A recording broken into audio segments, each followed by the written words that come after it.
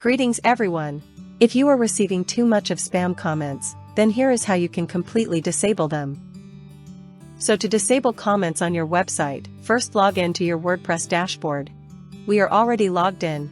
If I go to comments, here you can find lots of spam comments. I have already deleted it, here in the trash.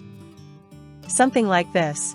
Now, if you want to completely disable comments on your WordPress website, then we will use custom codes. For that, go to Appearance, and the Theme File Editor. Then go to Functions.php.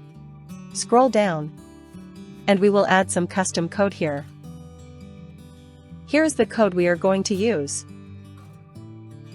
Here are all the brief notes on what each code does.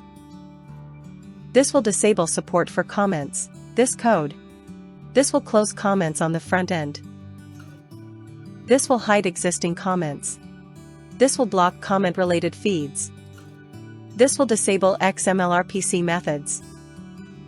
This will remove the comment reply script from the front end. And remove any comments links. So these are the codes. Looks a little complicated, but works effectively. Copy this code, Ctrl+A. And simply paste into the theme functions. Update file. So this is done.